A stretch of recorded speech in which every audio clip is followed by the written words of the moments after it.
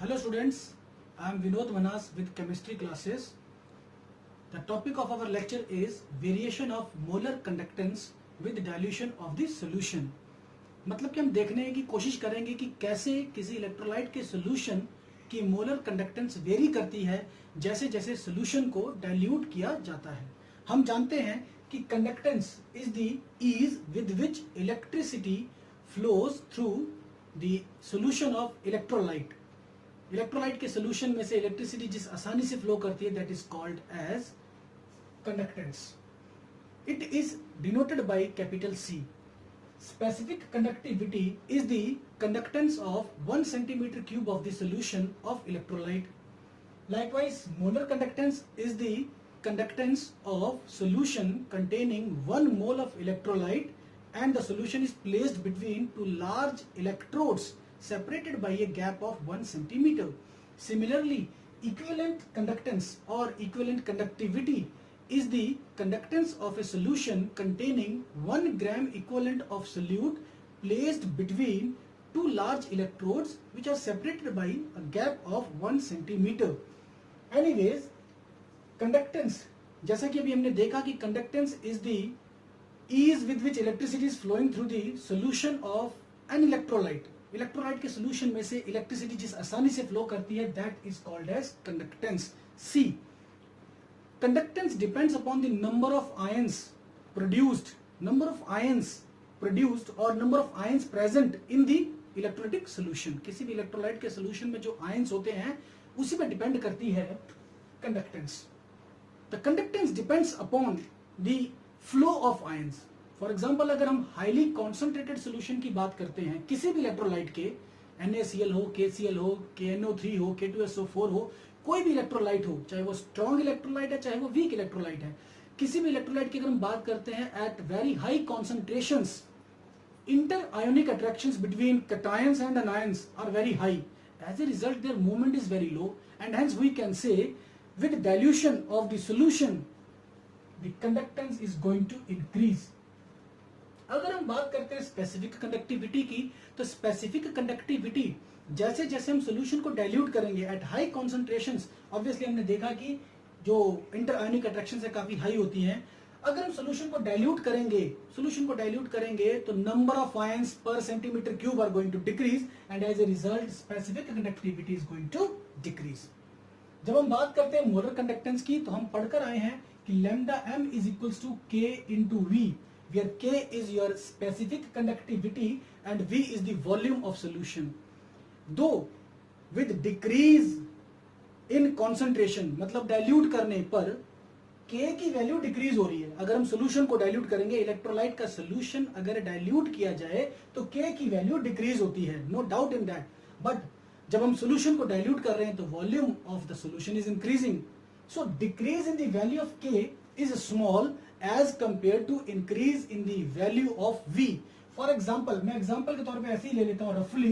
Late me suppose K की value 4 है और वॉल्यूम है 10 मिलीलीटर, तो 4 इंटू 10 करेंगे तो आपका आंसर आएगा 40. With dilution let me suppose 4 gets changed into 3 and I have added 5 milliliter of the solvent or water into the solution. That means the volume has now become 15. तो 3 into 15 करेंगे तो answer 45. That means K into V is going to increase with dilution of the solution. So molar conductance, whether the electrolyte is strong or the electrolyte is weak, it hardly matters. The molar conductance is going to increase with increasing dilution of the solution, and the same is the case of equivalent conductance, क्योंकि equivalent conductance is also equals to K into V. The only difference here is कि ये V 1 mole of electrolyte वाले solution का volume है, जबकि ये V 1 gram equivalent of electrolyte वाला solution है. So these V are different. It is the V for 1 mole of electrolyte, it is the V for 1 gram equivalent of electrolyte. Now we are going to study the cases for variation of molar conductance with dilution for a strong electrolyte and for a weak electrolyte. This is the curve. This is the curve for strong electrolyte. अगर हम strong electrolyte की बात करें तो it has been observed that strong electrolyte की जो molar conductance है dilution के साथ साथ इंक्रीज होती जाती है.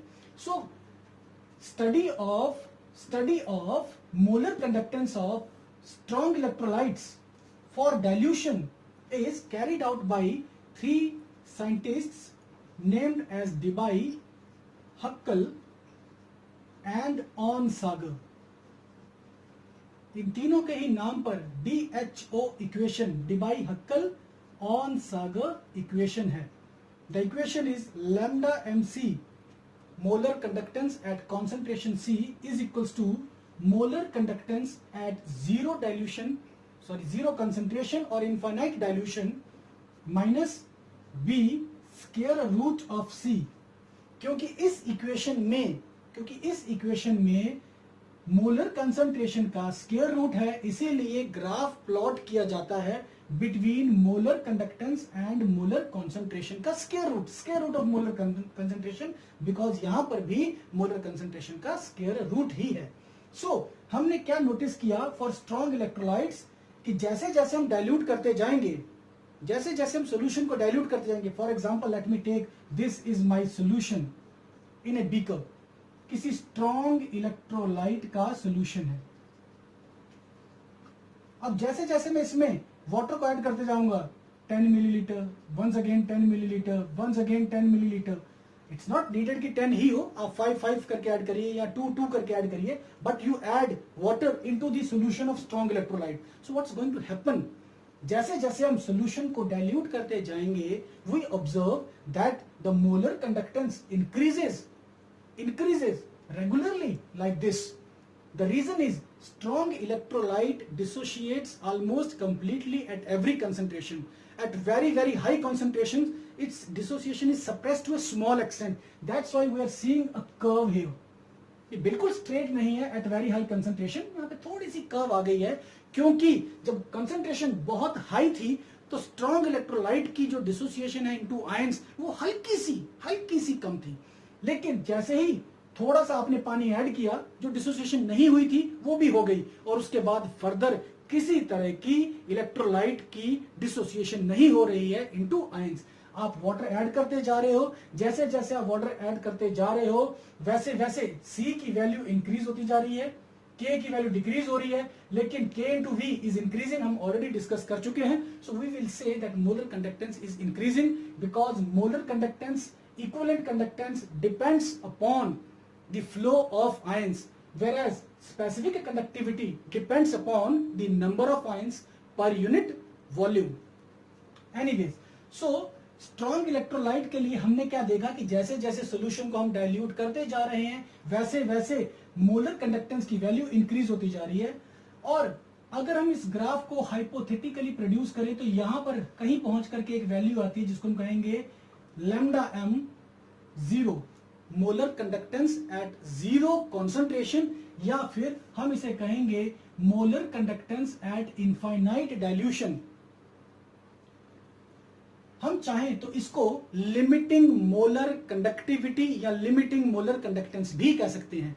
सो this is your limiting molar conductivity, या ये भी कह सकते हो लिमिटिंग मोलर कंडक्टिविटी है, which is written here. So in Debye, Huckel, Onsager equation, lambda mc is your molar conductance at any concentration. Let me suppose against this concentration, this is the value of lambda mc. Lambda mc is equals to lambda m naught limiting molar conductivity minus B square root of molar concentration. This B is the constant of proportionality, you can say, or you can say any constant. So this is your Debye, Huckel, Onsager, and this equation is valid for the strong electrolytes only. But अगर हम बात करते हैं weak electrolytes की, तो देखा गया है कि weak electrolytes के केस में, in case of weak electrolytes, जैसे जैसे आप solution को dilute करते हो, there is an increase in molar conductance. But the increase is not as sharp as it was in the case of strong electrolyte. What is the reason behind it? क्योंकि हमने पढ़ा हुआ है कि weak electrolyte is the electrolyte that dissociates partially, और इसकी dissociation into ions और भी कम हो जाती है जब solution की concentration बहुत high होती है.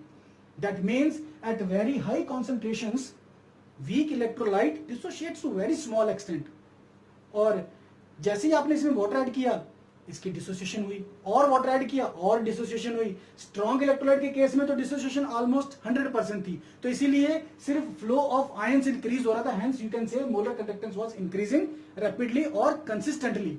But in case of weak electrolytes हमने क्या नोटिस किया कि जैसे जैसे हम सोल्यूशन को डाइल्यूट कर रहे हैं, the molar conductance is increasing, but it is not increasing as it was the case of your strong electrolyte, because for weak electrolytes water की addition के साथ साथ electrolyte dissociate होता जा रहा है, as a result number of ions in the solution are increasing, and hence you can say there is no significant increase. मैंने ये नहीं कहा कि no increase, there is no significant increase in the flow of ions. as a result molar conductance increase तो हो रही है, पर उतनी नहीं हो रही जितना कि हमने सोचा था। एज ए रिजल्ट क्या हो रहा है कि आपके पास ये कर्व आ रही है।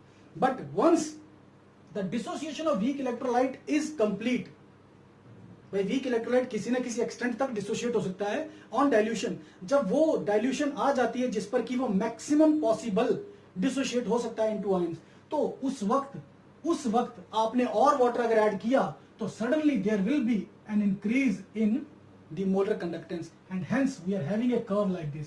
और जब इस कर्व को हम फ्री हैंडेडली ज्वाइन करते हैं, इस तरीके से प्रोड्यूस करते हैं, तो हमें एक ऐसी कर्व मिलती है which runs parallel to this. That means for weak electrolytes we can not plot lambda m naught और लैम्डा एम इंफिनिटी हाइपोथेटिकली, जैसा कि हमने स्ट्रॉन्ग इलेक्ट्रोलाइट के केस में किया था कि हमने पता लगा लिया ग्राफ को प्लॉट करके कि भैया कैसे निकलेगी lambda m not. But it is not possible for weak electrolyte, and that is calculated, that is determined using Collar's law, and we are going to discuss this Collar's law in our next lecture. Thank you.